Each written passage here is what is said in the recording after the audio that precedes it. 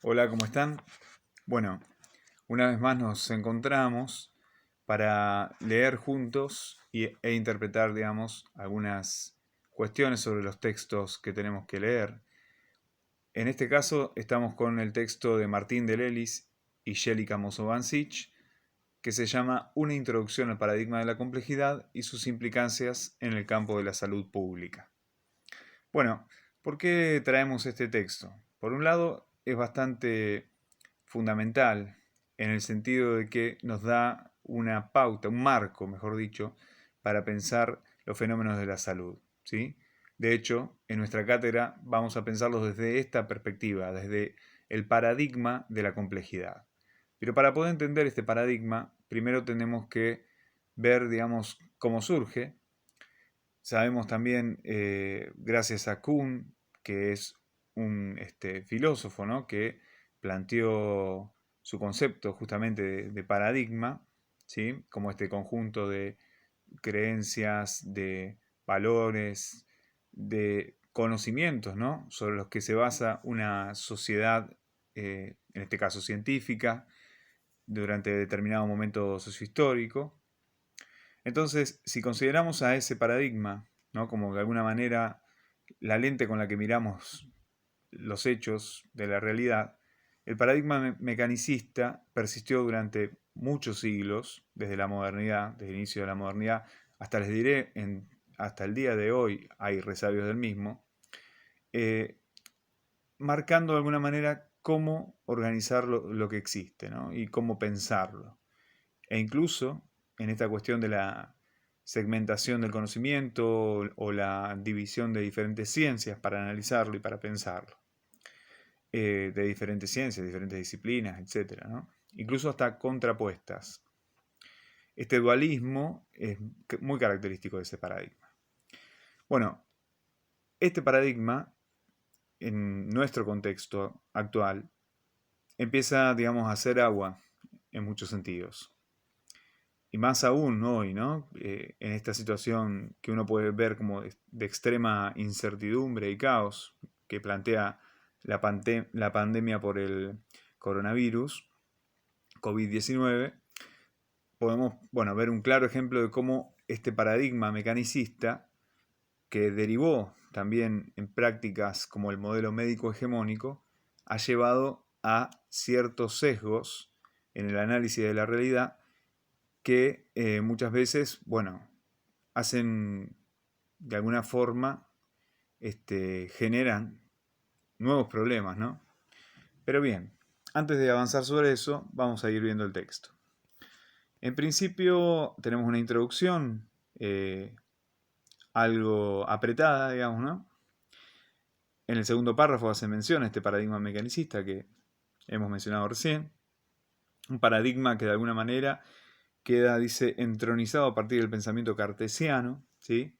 Cuando hablamos acá de cartesiano, estamos haciendo referencia nada más ni nada menos que al filósofo René Descartes, ¿sí? O René Descartes, ¿sí? Bueno, en castellano nosotros le llamamos Descartes. Bien, este filósofo muy importante, ¿sí?, para pensar, este, digamos, la ciencia moderna. De hecho, es también de la filosofía racionalista. Va de alguna manera a configurar ciertas premisas básicas que se van a mantener durante todo este paradigma, ¿no? Bien, pero eso lo vamos a ir viendo eh, en otro momento del apunte. Bien, por otra parte, empieza a aparecer un nuevo enfoque, ¿sí? Como dice aquí, este paradigma se ha constituido en una propuesta de transformación que sacude de todo el campo filosófico y científico, que es el llamado paradigma de la complejidad, ¿sí? Si lo pensamos en función de la salud, ya podemos decir que este paradigma va a hablar de los problemas sanitarios como multideterminados, ¿sí?, con una causalidad circular, con una visión también procesual, el contexto sociocultural, económico, político, la diversidad, ¿no?, de la que emergen los distintos valores que sostienen las diferentes concepciones y prácticas, Y bueno, los modelos superadores también de respuestas, basados en este paradigma de la complejidad. Bien, vamos a tener también un gráfico, una figura, donde de alguna manera va leyendo, ¿sí?, algunas variables en torno a la salud en nuestro país, ¿no? El paradigma de la complejidad, la epidemiología, la planificación, bueno, diferentes niveles de atención, diferentes niveles de organización también de las estrategias en salud. Bien, pero eso lo vamos a ir desarrollando a lo largo de la materia. El primer apartado, del cual nos vamos a ocupar en este apunte, nos vamos a ocupar justamente del paradigma mecanicista, el paradigma de la complejidad. Vamos a ocupar de esta primera parte para luego, en otra instancia, abordar lo que es cómo impacta directamente sobre los modelos de salud, ¿no? Sobre cómo pensar la salud a partir de estos paradigmas. Bien, pero antes de entrar específicamente a lo sanitario, vamos a volver sobre esta cuestión más filosófica, ¿sí? La filosofía es importante, aunque a muchos por ahí depende obviamente del campo de conocimiento del cual por ahí se han orientado, les parezca, bueno, como algo accesorio, ¿no?, o anecdótico. En realidad, el pensamiento filosófico es el que da el sustento, las bases del por qué hacemos lo que hacemos, ¿no? Y qué implicancias esto tiene. Por eso es tan importante tenerlo presente y por eso insisto en que piensen que nuestra materia se va a articular a partir de este paradigma, ¿sí? Si comprenden esta parte, van a ver que todos los temas que, digamos, vayamos abordando a lo largo del año van a ser mucho más fáciles o más sencillos en realidad de entender, por lo menos, cuál es la orientación que queremos darle. Bien, comencemos con el paradigma cartesiano, ¿sí? Bueno, como hoy mencionábamos, la clásica noción de paradigma de Kuhn los entiende como una serie de supuestos aceptados y compartidos por la comunidad científica en un determinado momento histórico que definen un modo particular de aprehender el mundo, ¿sí? Entonces, por esto, orientan el desarrollo de la ciencia en determinado periodo. ¿Qué significa la palabra aprehender? Bueno, esta palabra, ¿sí?, que muy fácilmente la solemos confundir con aprender, aunque están relacionadas de alguna forma, aprehender significa como apropiarse, ¿no? Entonces, el paradigma, digamos, es una noción tan fuerte porque viene a querer dar cuenta de cómo nos apropiamos del mundo, ¿sí? Con qué herramientas, con qué miradas, ¿sí? Bien, esto no es menor a la hora de pensar diferentes fenómenos, entre ellos los fenómenos de la salud. Bien, sigamos avanzando un poquito más. Bien, como el artículo dice, los paradigmas en realidad, digamos, son producto de toda una comunidad de pensadores, de científicos, ¿no? No es de una sola persona. Pero muchas veces encontramos a algún referente como ejemplar, ¿no?, de ese paradigma, de alguna forma como si fuera el mejor representante. Bueno, en este caso, al paradigma mecanicista, generalmente se lo atribuimos al filósofo René Descartes, ¿sí? Bien. El racionalismo cartesiano es una de las dos propuestas epistemológicas de la Edad Moderna y sostenía que el conocimiento válido solo es posible a través de las evidencias que nos aporta la razón, ¿sí? Una, digamos, de las propuestas epistemológicas entonces de la modernidad es el racionalismo y por la otra parte tenemos al empirismo, ¿sí?, que hace más hincapié en las experiencias. Pero vamos a ver también que a lo largo de los siglos estas posturas que parecían al principio como irreconciliables, ¿no?, el racionalismo y el empirismo, terminan teniendo incluso, digamos, referentes que son representantes de ambas corrientes, ¿sí? De hecho, son también característicos de la modernidad. Cuestión para ir pensando, porque nosotros no estamos hablando y pensando la realidad desde la modernidad, ¿sí? Si bien la modernidad ha marcado, como dijimos, ha marcado ciertas improntas sobre las instituciones modernas, ¿sí? Por ejemplo, escuela, familia, prisiones, hospitales. Sin embargo, hoy no estamos en la modernidad, ¿sí? Estamos en la postmodernidad o la modernidad líquida según los autores con los que lo pensemos, digamos, ¿no? Pero evidentemente no estamos en la modernidad, ¿sí? De hecho, incluso podríamos pensar que después de esta pandemia quizás hasta entremos en una nueva era, que tampoco sea la postmoderna, ¿no? Pero bueno, todavía la historia se está escribiendo y nosotros estamos acá, ¿no? Pensándola juntos. Bien, sigamos avanzando.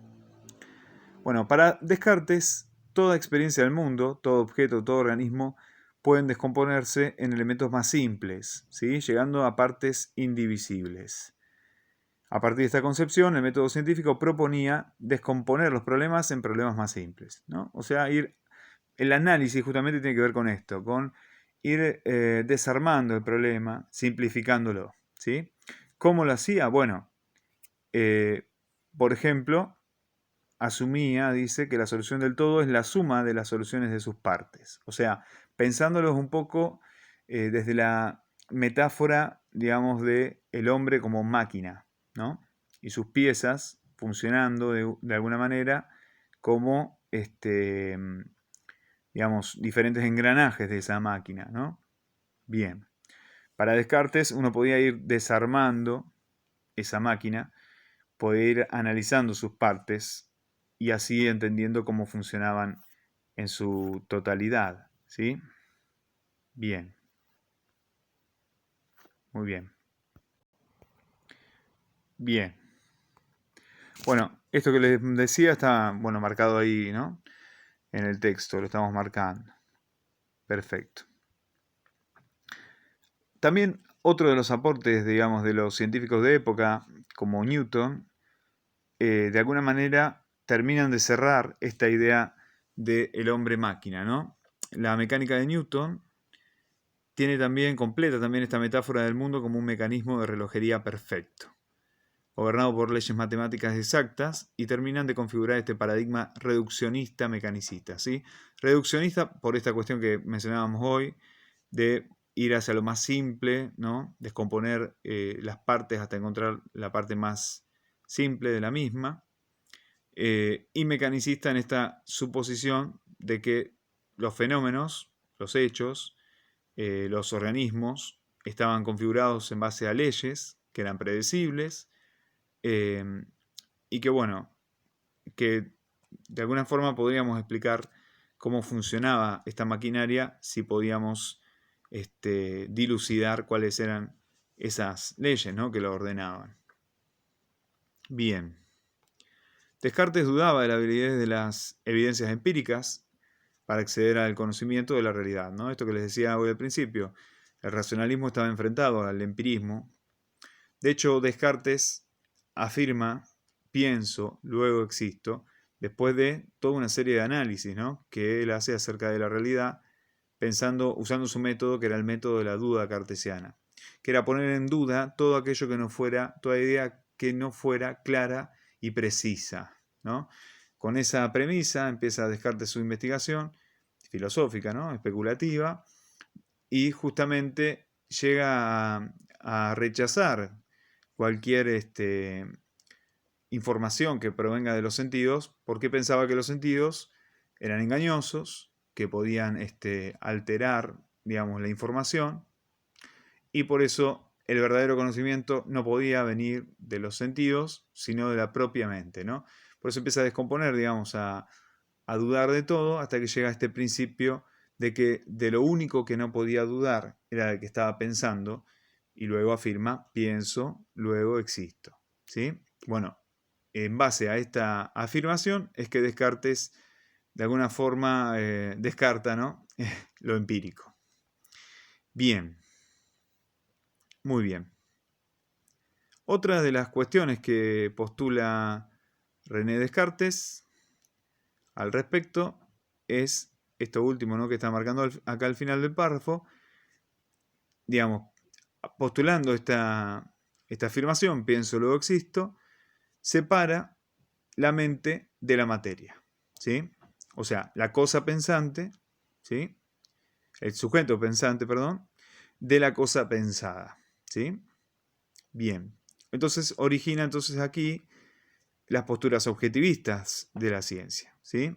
Postula entonces el principio de verdad a ideas claras y distintas, o sea, el pensamiento disyuntor. Siempre que podamos separar y diferenciar bien una idea de otra, es ahí donde está la verdad. Este principio disyuntor del mecanicismo cartesiano llevó también a la confrontación, ¿no? Al pensamiento dicotómico. Pensar, por ejemplo, mente versus cuerpo, ciencias naturales versus ciencias sociales, son formas de pensamiento cartesiano, ¿no? Bien, esta cuestión de enfrentarlo en un dualismo, en un pensamiento binario, ¿no? Perfecto. Bien, el problema de esto, como dice acá también, como dicen los autores, el problema es que este pensamiento desgarra la realidad, destruye los conjuntos y las totalidades y aísla a los objetos de su contexto, ¿sí? ¿Qué significa esto? Bueno, analicémoslo un poquito más de cerca. Bien. ¿Qué significa esto? Bueno, si hay un fenómeno complejo, ejemplo, lo que está sucediendo, supónganse, lo que sucede con cada uno de nosotros, ¿no? Es un fenómeno, somos seres complejos, ¿sí? No somos pura materia, pura biología, digamos, pura física, pura química, sino que también en nosotros hay un aspecto que es, por ejemplo, el aspecto de lo mental. Y hay otro aspecto que es lo social, ¿no? Y así podríamos pensar, y lo ecológico, etcétera, etcétera, ¿no? Si nosotros reducimos nuestro ser a alguna de estas variables, seguramente estemos teniendo una visión sesgada de la realidad y estemos dejando por fuera otras cuestiones, ¿no? Lo que ha sucedido, por ejemplo, con las políticas que han hecho hincapié en algún aspecto, por ejemplo, el ser humano, de su alguna de estas dimensiones, han dejado por fuera lo otro. O sea, dejaron de tener una visión integral del ser humano para tener una visión fragmentada, ¿no? O sea, pensamos una cosa, pensamos la otra, ¿no? Es un poco todo este pensamiento dicotómico que muchas veces, en la que muchas veces nos vemos encerrados, particularmente, ¿no? Los argentinos, ¿no? Porque muchos discursos que escuchamos ya hace décadas, siempre hay como una especie de enfrentamiento Boca-River. Bueno, esto es un poco seguir con ese pensamiento cartesiano, ¿no? Disyuntor, de oposición, digamos. Bien, sigamos. Bueno, ¿cuál es la ventaja, digamos, de este paradigma? Porque, ojo, uno dice, bueno, esto es como que está todo mal. No, en realidad, este paradigma, que también es propio, como dijimos, de la modernidad, nos da una ventaja, ¿no? Que es que uno postula un cierto orden que implica la estabilidad y la previsibilidad. O sea, que si uno tuviera la mejor información, la información más precisa acerca de lo que está sucediendo, podría explicar el orden del mundo.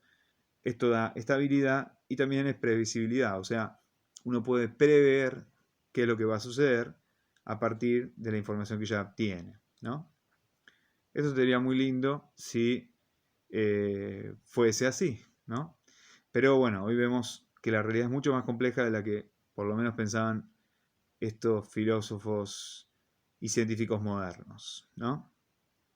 Bien, empiezan a estallar un poco también estas verdades únicas, ¿no? Que muchas veces planteaban aquellos defensores, ¿no? Del paradigma mecanicista, y empieza a aparecer lo que se llama un nuevo paradigma emergente, ¿sí? ¿A qué nos referimos con este término, nuevo paradigma emergente? Bien, primero a que ningún paradigma eh, nace ex nihilo, ¿no? De la nada, ni, digamos, se termina un paradigma y comienza otro, ¿sí? La historia no funciona así, no funciona, digamos, de manera con un corte digamos, y todo el pasado dejó de existir y ahora empezamos a vivir otro paradigma. Sino que los paradigmas generalmente van acumulando resistencias, tensiones en sus adentros, digamos, ¿no?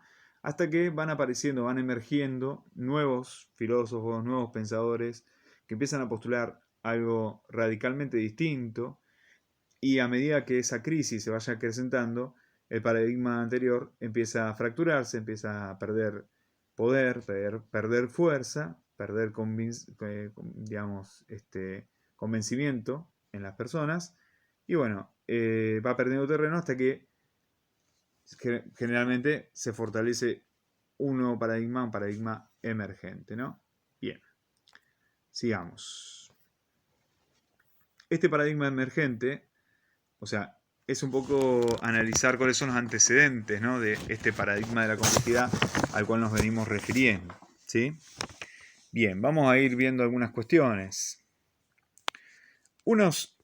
Algunos pensadores que realmente fueron revolucionarios en sus posturas, porque de alguna manera dinamitaron las bases del paradigma mecanicista, fueron justamente aquellos que empezaron a pensar en el principio de incertidumbre, por ejemplo, ¿no?, y en la relatividad. Dos conceptos que son conceptos que realmente van a criticar, van a resquebrajar el hueso del paradigma mecanicista, ¿no? Bien. Según Capra, el gran shock para la ciencia del siglo XX provino del estudio de los sistemas vivientes, ¿sí?, ya que no pudieron ser entendidos mediante por medio del análisis, porque funcionan como totalidades, ¿no?, que además no se pueden aislar de su entorno. Bueno, esta es una primera cuestión importantísima, ¿sí? Ustedes recuerdan que en el paradigma mecanicista lo que ocurría era otra cosa, ¿sí? Uno podía descomponer esa realidad de esos organismos, pero ahora las ciencias biológicas nos están diciendo que un ser vivo hay que entenderlo, digamos, como una totalidad, y no solo eso, sino que incluso en relación con su medio ambiente, ¿no? Bien. Otras cuestiones que empiezan a resquebrajar el paradigma mecanicista, por ejemplo, fue estos descubrimientos de las partículas subatómicas. ¿Por qué razón? Bueno, por la razón de que no existía una partícula última, ¿no?, a descubrir, y no fue posible entonces pensar que uno iba a poder llegar a identificar el funcionamiento del mundo material a partir de aislar sus estructuras últimas, ¿no? Bien. Digamos, el hecho entonces de ir cada vez más con una mirada más micro tampoco nos permitió encontrar esos elementos básicos, ¿no?, que pensaba Descartes Descartes y todos aquellos pensadores y científicos también que han postulado esta idea, ¿no?, de como una unidad básica, digamos, de la organización de la materia, por ejemplo, ¿no? Bien, sigamos. En lo que hace a la causalidad, la mecánica cuántica fue la primera ciencia, ¿sí? Dice que se vio forzada a dejar de lado el determinismo del mundo, o sea, pensar en esto de causas y consecuencias, ¿sí?, con el principio de incertidumbre, ¿no?, esto que adelantábamos hoy. Bien. El principio de incertidumbre de Heisenberg. Bien. Bueno, esto, digamos, llevó a pensar que en nuestro paradigma, en el paradigma de la complejidad, primero, hay siempre un margen de incertidumbre irreductible en la predicción del mundo físico, y por otra parte también cualquier intervención del observador modifica el procedimiento de medición, o sea, perturba las partículas a ser medidas, ¿no? Por eso los lleva a esta especie de paradoja que hace que sea inexacta la medición, ¿sí? Entonces, al considerar también al propio observador, estamos frente a una cuestión que relativiza justamente también lo observado, ¿no? Bien, sigamos avanzando un poquito más. También, además, dijimos no solo del nivel microcosmos, sino el macrocosmos, encontramos acá la teoría de la relatividad de Albert Einstein, una teoría que también pone patas para arriba todo lo creído, ¿no? Todo lo que se creía, mejor dicho, hasta ese momento, ¿sí? Muy bien. Ahora tenemos. Bien. Al demostrar entonces que la masa no es una propiedad intrínseca de la materia, que varía en función de otras variables y que además el espacio y el tiempo no son entidades absolutas sino relativas, la teoría de la relatividad está tirando por el suelo, digamos, ¿no? Las bases seguras del paradigma mecanicista, ¿no? Que se basaba en una física newtoniana, ¿no? Previsible. De alguna manera, esta teoría estalla, digamos, esas seguridades. Bien. Este paradigma no solamente, digamos, revoluciona lo que es el mundo de la ciencia, sino también lo social y lo político, ¿sí? Empieza a relativizarse y a pensarse desde este paradigma de la complejidad. Bien, acá lo tenemos también. Fenómeno. Lo importante de este paradigma, ¿sí? El paradigma de la complejidad, o el paradigma emergente, mejor dicho, en este punto, porque todavía no estaba configurado, digamos, es que podríamos pensarlo ya como una visión holística del mundo, ¿sí? Holística en el sentido de verlo como una totalidad, ¿sí? Como un todo integrado, ¿sí? El otro concepto que también es importante apuntarnos es el término de ecológico, ¿sí? En un sentido de ecología profunda, nos dice el autor. Bien, ¿en qué sentido? En el sentido de que reconoce una interdependencia entre el sujeto, ¿sí? Los sujetos, los fenómenos, vistos como individuos y como sociedades, como dependientes también de los procesos de la naturaleza, ¿sí? Otra vez, el contexto actual nos da una cachetada, ¿no? Y nos muestra esta interrelación más crudamente que nunca, ¿no? A tal punto que, bueno, el hecho, por ejemplo, del parate a nivel producción industrial y también en contaminación, nos lleva, por ejemplo, a pensar cómo la naturaleza regenera ciertos procesos que se vieron intervenidos por el ser humano y que hoy la naturaleza, digamos, de alguna manera está dando señales de que regenera, digamos, o que aparecen fenómenos como hemos mencionado también en otro momento, por ejemplo, de avistaje de animales que se creían extintos, crecimiento de vegetación y, digamos, también reaparición de fauna en lugares altamente contaminados, algunas experiencias, algunos fenómenos atmosféricos que también se pueden percibir. Entonces, bueno, vemos que la naturaleza está intrínsecamente en relación con el ser humano también, con su actividad, ¿no? Perfecto. Bien, por eso entonces hablamos de que este paradigma emergente, por un lado, piensa al mundo como un todo integrado y por otra parte también en una visión del mundo de ecología profunda, ¿no? En esta interdependencia que mencionamos recién.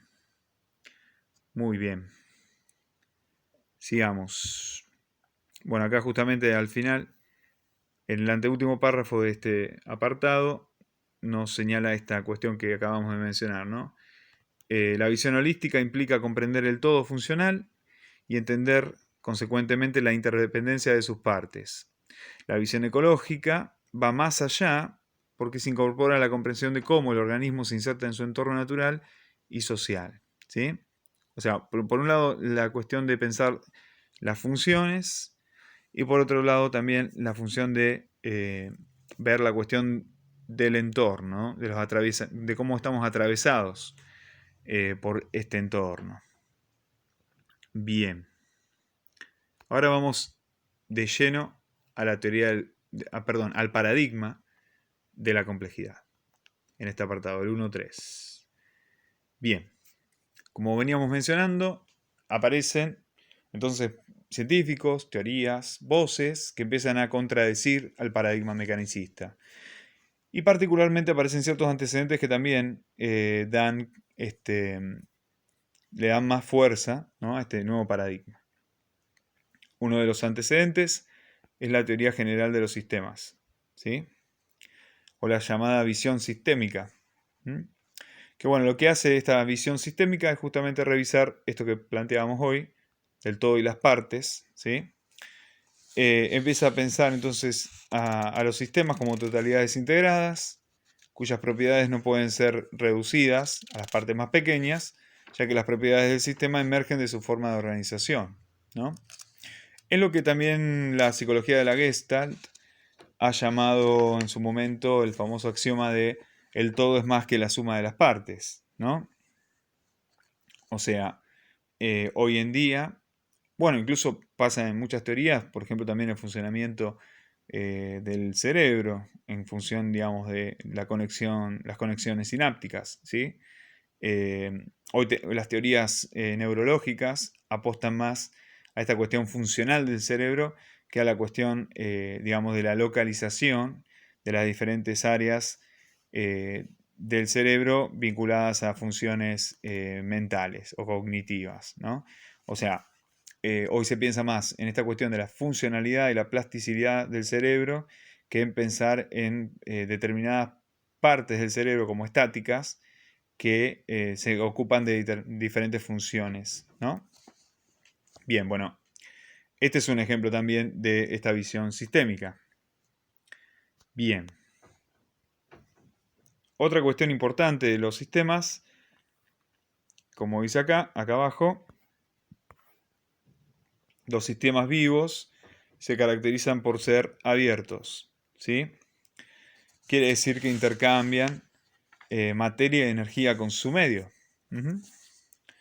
Bien, ¿qué significa todo esto? Bueno, vamos a ir también pensando algunas cuestiones.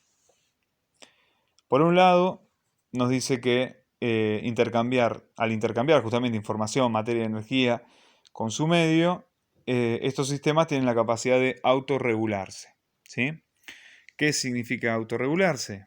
Bueno, quiere decir que pueden, digamos, por ejemplo, cumplir el principio de retroalimentación, que significa que hay una interacción, ¿no?, recíprocamente transformadora, digamos, ¿no?, y que llevan también a una especie de equilibrio homeostático, ¿no?, la búsqueda de un equilibrio. Bien. La siguiente teoría que señalan como antecedente, ¿no?, de este paradigma de la información, paradigma de la complejidad, es la teoría de la información, también relacionada con la teoría cibernética, ¿no? Podríamos pensarlas como un bloque, ambas teorías. Bien, lo vamos a marcar juntas. Teoría cibernética y teoría de la información. Bien, a partir del desarrollo, ¿no?, de los sistemas de comunicación tecnológicos, ¿no?, particularmente de Internet, pero también de las computadoras en general, empezamos a analizar ciertos, también volver, ¿no?, al concepto de retroalimentación, porque los mecanismos cibernéticos la poseen, ¿no?, esta capacidad de retornar la información a su punto de origen. Se establecen circuitos circulares, ¿sí?, que permiten la modificación de los sistemas. Y esto nos ha llevado a pensar también a una especie nueva de causalidad, que ya no es lineal, sino una causalidad circular, ¿sí? Bien.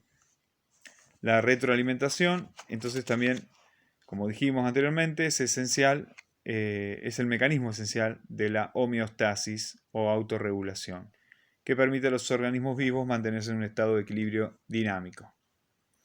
Bien. Bueno, sigamos avanzando. La caracterización del paradigma de la complejidad. Bueno, acá estamos llegando a la frutilla del postre, digamos, ¿no? Bien. Hay que pensar este término de complejidad también desde los términos mismos, ¿no? ¿A qué llamamos complejo? Generalmente, la gente muchas veces asocia lo complejo como algo complicado, ¿no? Como algo, hasta en cierto punto negativo. Pero bueno, vamos a ver un poco a qué se refieren los autores. Vamos a ver que justamente no ese es el tinte, ¿no?, que le quieren dar. Bueno, si vemos el término complejo, desde su origen etimológico, ¿no?, del latín complexum, ¿sí?, era utilizado para designar cualquier proposición compuesta por más de una sentencia. También asociaban el término con el concepto de tejido o trama, complexus. Este término es muy, muy interesante. Pensémoslo, por ejemplo, en un suéter tejido, ¿no? Lo que hace a ese ser suéter, digamos, ¿no?, o como ustedes quieran llamarlo, es justamente el entramado de esa lana, ¿no?, la disposición de la lana, de manera tal que se configura en un suéter, ¿sí? Si uno descompone las partes del suéter, no sé, si alguien tiene la desgracia, ¿no?, de enganchárselo con algún clavo o algún elemento así y empezar a descoser el suéter, va a tener una madeja de lana, pero va a dejar de ser un suéter. O sea, ese montón de lana no configura un suéter. Y esto es un poco lo fundamental para entender el cambio de paradigma entre el paradigma mecanicista y el paradigma de la complejidad. Para el paradigma mecanicista bastaba con conocer profundamente la lana para saber, digamos, para poder predecir todo lo que iba a pasar con el suéter, supóngase, ¿no? En cambio, en el paradigma de la complejidad, lo importante ya no es las partes, sino la totalidad. Bien, bueno, en la metáfora del suéter, un poco también literalmente nos lleva a pensar el término de la complejidad desde su etimología, ¿no? Bueno, quizás nos pueda servir para pensarlo un poquito. Bien, vamos a ver entonces algunos, ¿sí?, algunos de los principios que le dan forma a este paradigma de la complejidad. Bien, vamos a avanzar en la lectura, ¿sí? Bueno, según Morin hay diferentes principios. Uno es la validez del principio de la universalidad. Pero ojo, esta universalidad va a hacer hincapié en lo local y lo singular, ¿sí?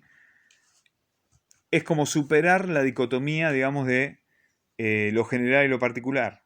Empezar a pensarlo en lo universal, pero lo universal también pensando en lo local y lo singular, ¿sí?, en cada uno. Bueno, esto hoy les va a parecer un trabalengua, pero seguramente con el tiempo lo vamos a poder, con ejemplos y todo, vamos a poder ampliar, seguramente. Bueno, seguimos. Otro de los principios es el del reconocimiento de la irreversibilidad del tiempo, ¿sí? El tiempo no puede volver atrás, ¿sí?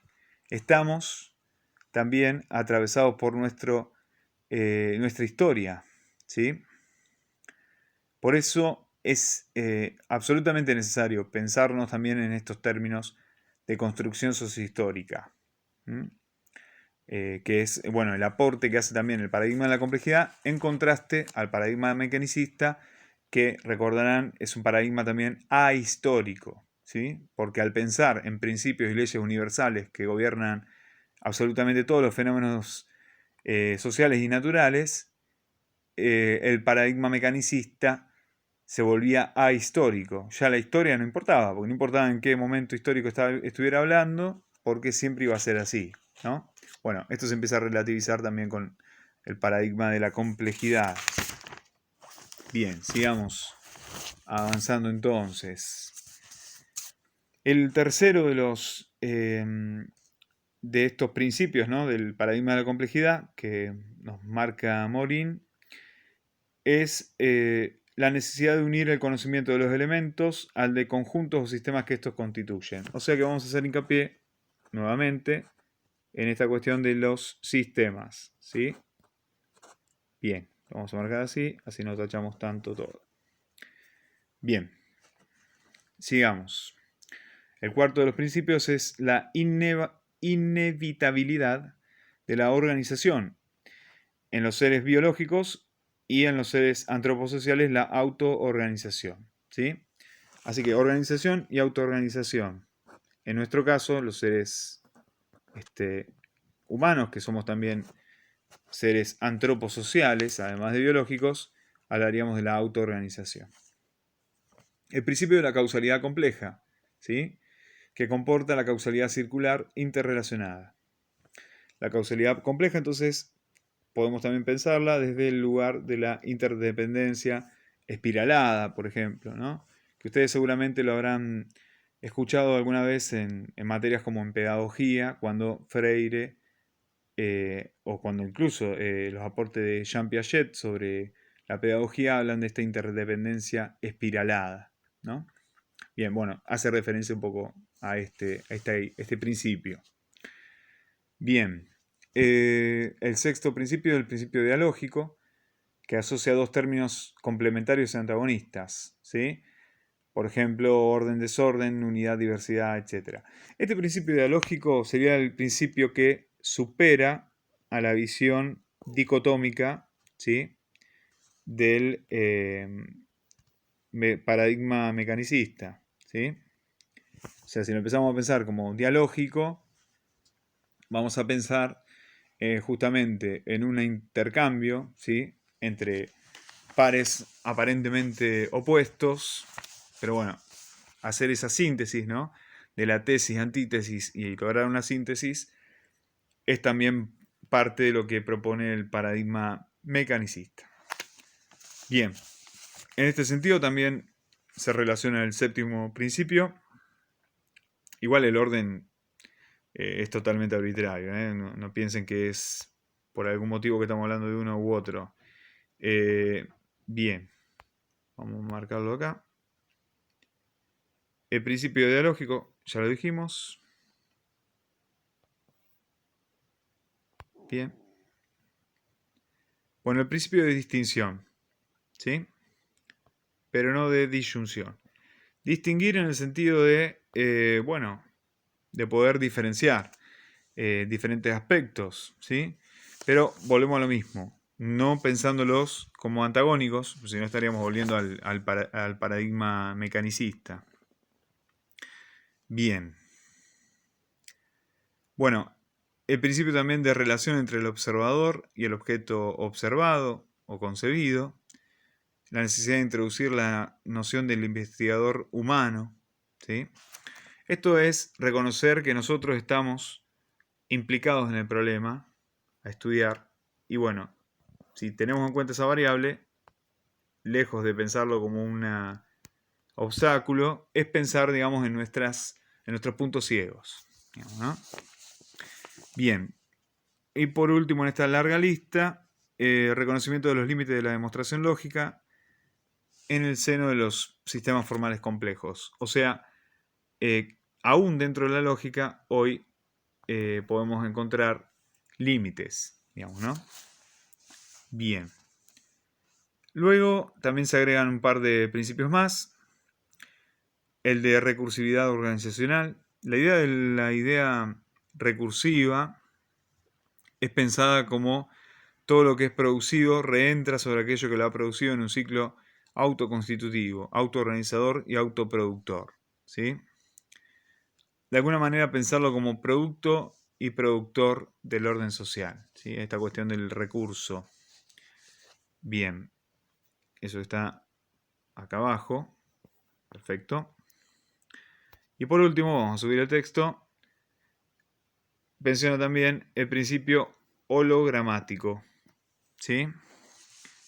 Bueno, sobre este principio nos dice, bueno, la famosa frase de Pascal: no puedo concebir al todo sin concebir a las partes y no puedo concebir a las partes sin concebir al todo, ¿sí?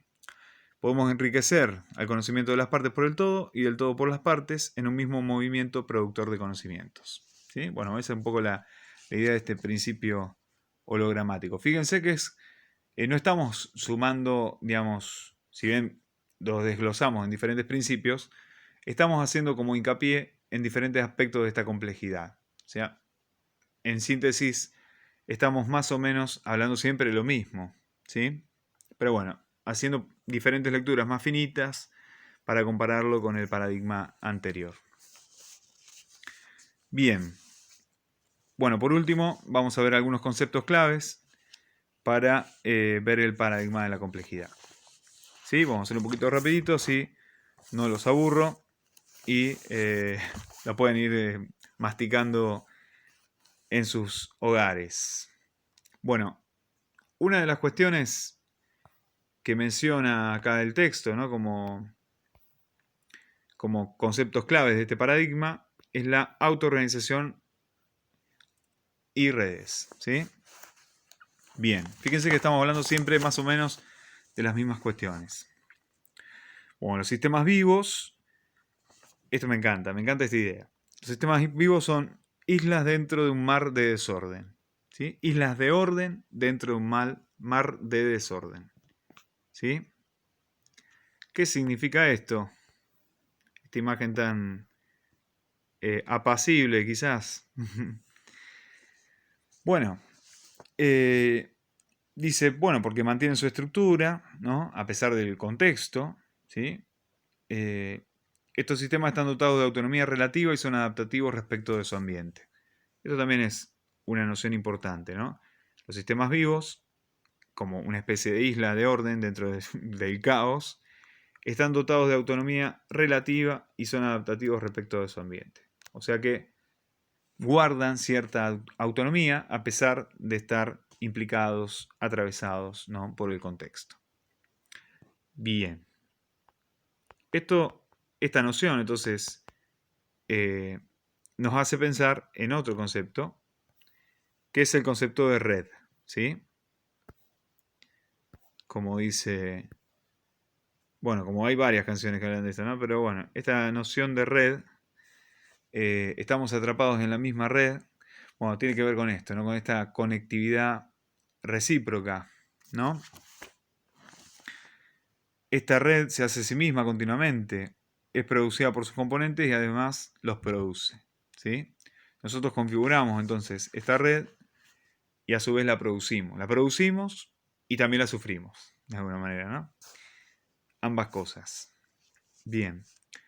Esto es lo que también Maturana y Varela llaman autopoiesis, ¿sí? Y Luhmann también lo amplía pensándolo como autopoiesis social, ¿sí? La autopoiesis sería la creación de sí mismo, ¿sí? Básicamente sería eso. Pero una autopoiesis social sería pensar a la sociedad como productora de sí misma, ¿sí? Hay otros filósofos como Cornelius Castoriadis, que nos habla de lo instituido y lo instituyente, que seguramente lo habrán escuchado, porque algunas de estas ideas también son retomadas en educación, por ejemplo, por Nicastro, ¿no? Cuando habla de revisitar, repensar la escuela, lo habla también desde este punto de vista de Castoriadis, ¿no? De pensar las instituciones como en un doble movimiento, instituidas e instituyentes, ¿no?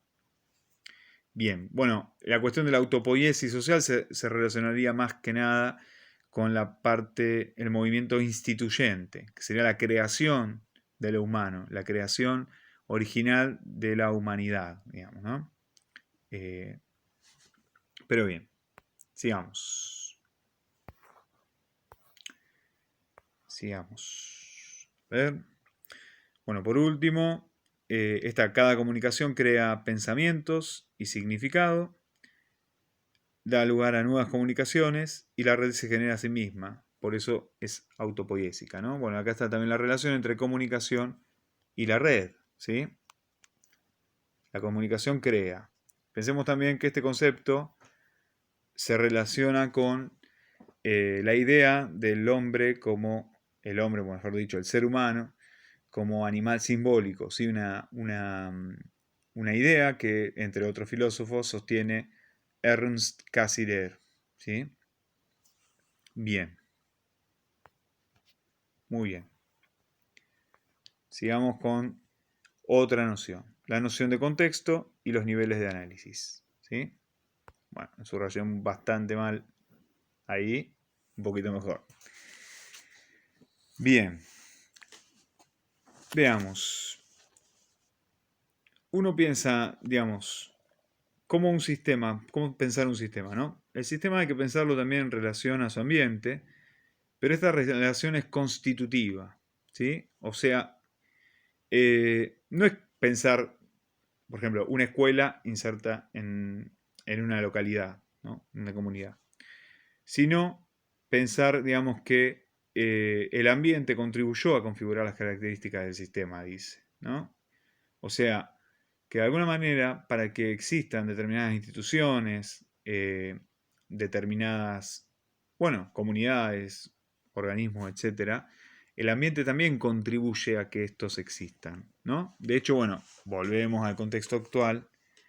eh, un factor, el factor virus, el factor COVID-19 en nuestro ambiente está modificando, fíjense, la sociedad en múltiples dimensiones, ¿no? En múltiples niveles de análisis, si quiere, ¿no? Este contexto está modificando totalmente el sistema, ¿sí? Bien, bien, sigamos pensando un poquito más.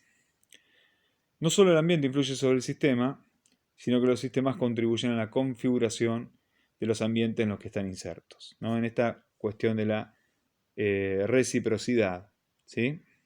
Esto está, fíjense, en este párrafo, esta cuestión que les señalo, ¿no?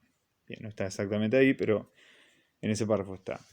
Los sistemas vivientes se organizan en distintos niveles de complejidad. Bien. ¿A qué nos referimos con esto?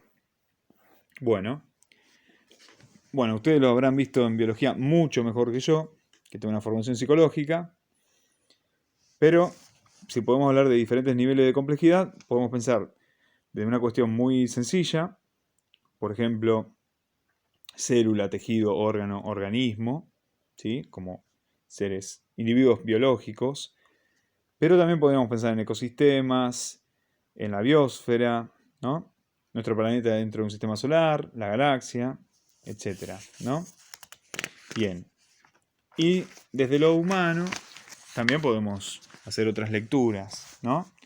Podemos pensar, bueno, desde esta cuestión, lo que decíamos hoy, de comunidades, familias, instituciones sociales, eh, diferentes, bueno, localidades, provincias, países, etcétera, ¿no? Bien. Y también en el microcosmos podríamos, digamos, tener diferentes niveles de análisis a partir del mismo, ¿no? Pensar, por ejemplo, en las, en, digamos, los diferentes componentes de la célula, etcétera, ¿no? Pero bueno, lo que hay que plantear desde acá es que los sistemas complejos tienen una organización jerárquica, pero también hay propiedades emergentes, ¿sí? Que diferencian los diferentes niveles de organización y de complejidad de los sistemas, nos dicen los autores. Bien, esto está ya en la siguiente página. Bien, acá lo tenemos. Bueno, esto es una cuestión, más que nada, o sea, si bien es una cuestión de análisis, la idea no es caer de vuelta en un paradigma mecanicista, pero sí pensar que existen diferentes niveles, ¿sí? Niveles, aunque estamos todos atravesados en el mismo contexto, ¿no? Los niveles en realidad son diferentes niveles de análisis, no de, digamos, es una forma también arbitraria de estudiarlos. Quizás encontremos otras, ¿no? Bien. También nos dice el texto, un poco más adelante, que el nivel más alto de complejidad son los sistemas sociales, que son sistemas complejos, autoconscientes o reflexivos, ¿no? Y la especie humana es el estadio constructivo más elevado que conocemos, ¿no? Todavía no conocemos otros, pero esto está acá. Bien. Y esto de los sistemas complejos, autoconscientes o reflexivos son las propias sociedades, ¿no? Perfecto. Perfecto. Bien. Avancemos un poquito más, así pasamos al otro concepto. Bueno, ¿Qué implicancias tiene esto para el mundo científico? Bueno, dos tareas, dicen los autores, ¿no? Una, A. Identificar y comprender las relaciones causales más importantes del sistema, que se pueden dar en un sentido horizontal o vertical, ¿sí? O sea, en lo mismo nivel de análisis o de forma jerárquica, por llamarlo de alguna forma, y por otra parte comprender la dinámica del sistema, ¿sí? Que este sería el lado B, digamos. Bien, entonces por un lado dijimos identificar y comprender las relaciones causales más elementales y por otra parte cómo funciona el sistema, ¿sí? La dinámica del sistema. Bien, muy bien. Y algo para destacar al final de este apartado es lo siguiente.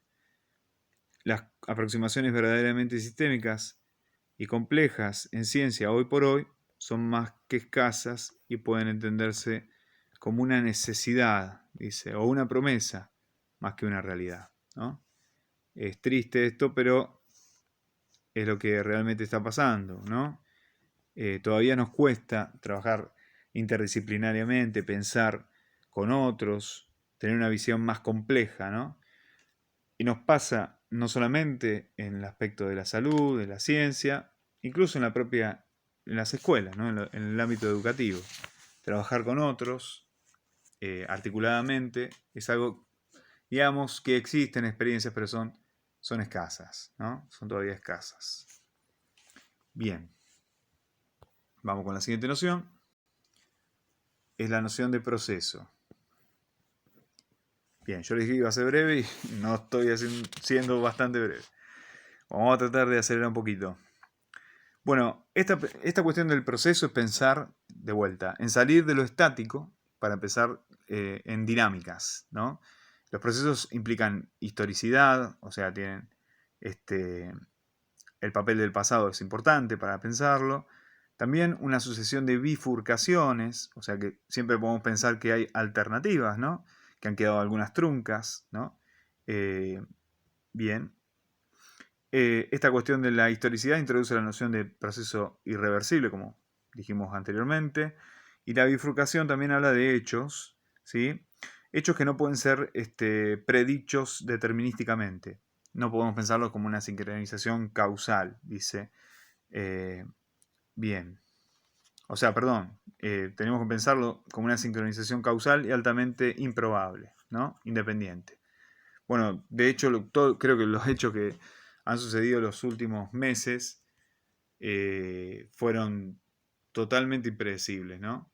Si bien en un principio parecían tener cierta información, cierto conocimiento de cómo iba a evolucionar todo esto, finalmente eso sorprendió a todos, ¿no? Mundos científicos, políticos, económicos, etcétera. Y como hemos visto, fue más que nada una sucesión de hechos, de bifurcadas, digamos, más que de un orden lineal preciso de lo que estaba sucediendo, ¿no? Bueno, bien. Bueno, la noción de proceso tiene que ver con esto. Y por último, vamos a hacer un poquito más la noción de diversidad. Que acá nos vamos a tener un chiquitín, prometo. Bien. La diversidad, dice, no es más que la expresión de la creatividad y la riqueza inmensa de los sistemas vivos para adaptarse a sus medios a través de procesos históricos. ¿Sí? Bien. Entonces la diversidad está entendida acá como una expresión de creatividad y riqueza, ¿sí? De los sistemas vivos. Bien. Es otra dimensión de la complejidad. Nuestro mundo biológico, ecológico y social es complejo porque es diverso. ¿Sí? Bien. Así que fíjense que la relación entre la complejidad y la diversidad es totalmente recíproca, ¿no? Dice justamente, ¿no? Que este mundo, nuestro mundo, es complejo porque es diverso. Desde una dimensión sincrónica, la diversidad es la característica más sobresaliente de la complejidad, ¿sí? O sea, la característica más importante de la complejidad. Desde una perspectiva diacrónica, dice, es la característica más sobresaliente de la emergencia de lo nuevo. ¿Sí? Entonces tenemos dos cuestiones. La dimensión sincrónica quiere decir al mismo tiempo, ¿no? Entonces, si detenemos el tiempo, podemos pensar que la diversidad es la característica más importante de la complejidad. Pero si la vemos como un proceso a lo largo del tiempo, también podemos decir que esta característica es la más sobresaliente de la emergencia de lo nuevo. ¿Sí? La complejidad representa esta emergencia, la aparición, ¿no?, de lo nuevo. Bien. También este concepto nos lleva a pensar, por último, en esta última cuestión, esta última idea, que es lo que se señala acá más abajo, ¿no? El concepto de diversidad es una dimensión que implica una consecuencia clave, ahí apareció esa forcada, para el estudio de abordaje de los sistemas complejos. La diversidad nos saca del foco del universal, puesto que la diversidad es la manifestación de la complejidad en un nivel único y singular de la realidad. ¿Sí?